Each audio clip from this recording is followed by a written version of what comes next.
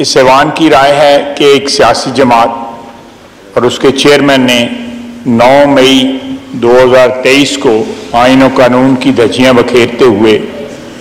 मुल्क की सलामती के हामिल अदारों के खिलाफ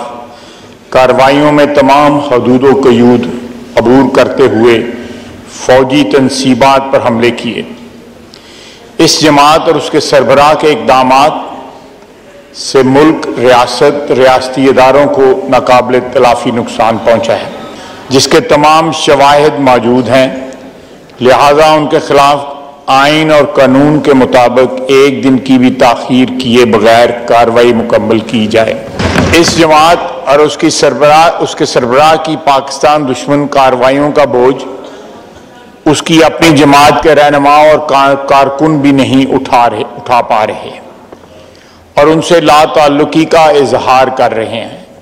जिससे इस अमर की तौसीक हुई है कि इस जमात और उसके सरबराह का एजेंडा मुल्क दुश्मनी पर मबनी है। ये ऐवान करार देता है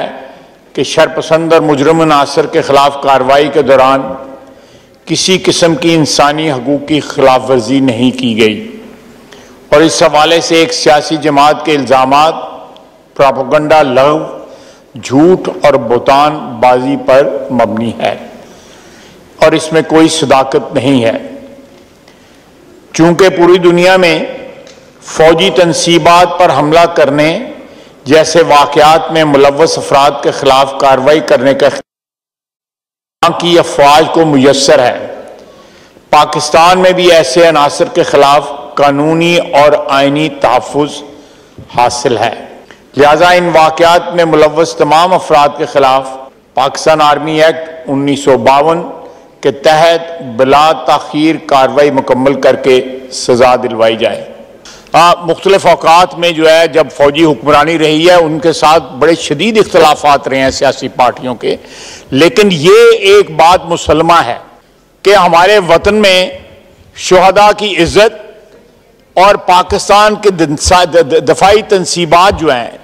जनाबे वाला एक मियाँ वाली के एयर बेस पे 85 जहाज खड़े थे उस वक्त, जिनको जलाने की कोशिश की गई और जब उन तक ना पहुंच सके जो बाहर एक जहाज जो है यहां पे GHQ के ऊपर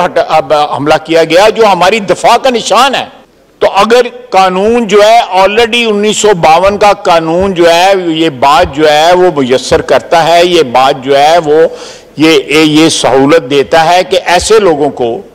जो मुल्क दुश्मन कार्रवाई जो है सिर्फ पाकिस्तान के दुश्मन कर सकते हैं उस किस्म की कार्रवाई करें, तो उनको कानून जो ऑलरेडी स्टैच्यूट, हमने कोई लेजिस्लेशन नहीं की, हमने कोई नया कानून नहीं बनाया, हमने जो किताबों में ऑलरेडी कानून की किताबों में जो इसके रेलेवेंट कानून है उसको अप्लाई कर रहे हैं। जहां पे सिर्फ दहशतगर्दी का सिलसिला होगा वहां पे दहशतगर्दी की दफात जो है वो अप्लाई होंगी, जिस तरह मौलाना ने फरमाया है, या कोई और जो है जिस तरह MPO या इस तरह के कानून जो है वहां पे वो भी अप्लाई हो रहे हैं। लेकिन जहां पे मुल्क की दफाई जो सलाहियत है, चाहे वो अफराद की सूरत में थी या तनसीबात की सूरत में थी, असले की या जहाज़ों की सूरत में थी या जनरल हेडक्वार्टर की सूरत में थी, चकदारा में जो है वो हमारा जो किला था वो थी, बाला हिसार में मर्दान में रेजिमेंटल सेंटर जो था, ये सारी बातें जो है यार प्लीज जरा मेहरबानी, ये सारे जो सिंबल्स थे, ये सारे जो सिंबल से मैं बार बार ये पीछे जो कहे मैं बात कर रहा हूं जहां पे एक्टिव हमारी जो है वो बिल्कुल, जहां पे हमारे जहाज खड़े थे, जहां पे हमारा असला था, जहां पे हमारे फौजी रह रहे थे, जहां पे किला था, रेजिमेंटल सेंटर था, उन पे हमला किया गया और बाकायदा एक मंसूबे के तहत हमला किया गया। सारे पाकिस्तान में जहां भी, खुसूसन 2 सूबों में जो हमला हुआ, पंजाब में और KP में, किसी चीज को हाथ नहीं लगाया गया सिवाय फौजी तनसीबात को या शोहदा की यादगारों को। जनाब वाला, आप पिछले 1 साल की इस अदारे की जो टसल है या इस अदारे की जो जद्दोजहद है या इस अदारे के इख्तियारात के ऊपर जो ट्रस्ट पास किया गया है, तजावुज किया गया है, वो भी इस मुल्क की तारीख का हिस्सा है। तो इस सूरत में जबकि अदारे पार्टिजन बन गए हुए हैं, तरफदार बन गए हुए हैं। तो ये कानून जो हमारी किताबों में ऑलरेडी मौजूद है उसको अप्लाई किया जा रहा है, और ये हक बनता है हमारी दिफाई फोर्सेस को कि उनके दुश्मन जो हैं अगर सरहद पार से आए तो उनका भी इलाज किया जाए जिस तरह किया जाता है, और जो मुल्क के अंदर से उनकी तंसीबात पे हमले करें तो उसके लिए भी कानून जो है मौजूद है, कानून की खिलाफ वर्जी नहीं की जाएगी। हमने कोई स्पेशल लेजिस्लेशन नहीं की, ये हक बनता है हमारे उन शुहदा का जिनकी तौहीन की गई, हमारी अफवाज के जहां पे रिहाइश गाह थी, यहां पे तंसीबात थी, जहां पे हमारे जो है वो अड्डे थे एयरफोर्स के, जहां पे किले थे, जहां पे हमारी फोर्सेस मौजूद थी। जनाब किस तरह आप इग्नोर कर सकते जनाब स्पीकर कि एवरी डे चाहे वो वाना हो, सवात हो, मीरन शाह हो, रस्मों को, इन तमाम जगहों के ऊपर आपके जो सोल्जर्स हैं, आपके जो आपके सिपाही जो हैं वो शहीद हो रहे हैं, ऑफिसर शहीद हो रहे हैं, सीनियर ऑफिसर शहीद हो रहे हैं। और जिस वक्त ये सारे जो है जंग लड़े हैं दहशतगर्दी के खिलाफ, जो पाकिस्तान की दिफा की जंग है, उसके खिलाफ एक सियासी पार्टी और उसकी लीडर जो है वो वॉर डिक्लेयर कर, वो जंग जो है उसको डिक्लेयर कर दे इन लोगों दिफाई अफवाज के ऊपर या पाकिस्तान के ऊपर या पाकिस्तान की दिफाई तंसीबात के ऊपर। किस तरह ये एक्सेप्टेबल हो सकता है? या तो ये है कि ये शोहदा जो है, ये इस वक्त भी जंग हो रही है, we are at war against terrorism, और वो जंग जो है पिछले 14-15 साल से हम लड़ रहे हैं। इस हालत जंग के अंदर ये तो शब खून मारा, ये हमारी जो जिस तरह कहते हैं कि पीठ पे छुरा घोंपने की कोशिश की गई है इस शख्स ने, सिर्फ इस बात के लिए कि वो इख्तिदार से महरूम हुआ है। You don't declare war on your country if power is taken away from you, you go to elections. आने वाले इलेक्शन लड़े इलेक्शन,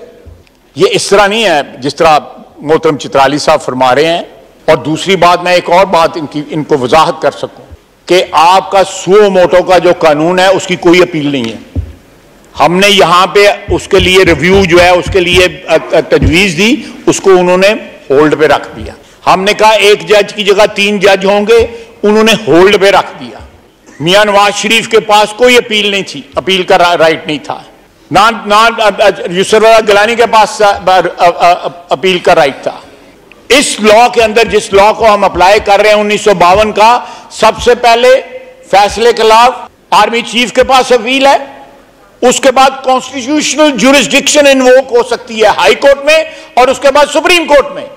3 अपीलों का हक है सुओ मोटो में, या जो है और जो सिलसिले जो हैं सुप्रीम कोर्ट में, उनके खिलाफ तो कोई अपील का हक नहीं है। इनको तो अपील के 3 हक दिए जा रहे हैं। और सारी दुनिया में आप व्हाइट हाउस और कैपिटल हिल पे अटैक हुए हैं,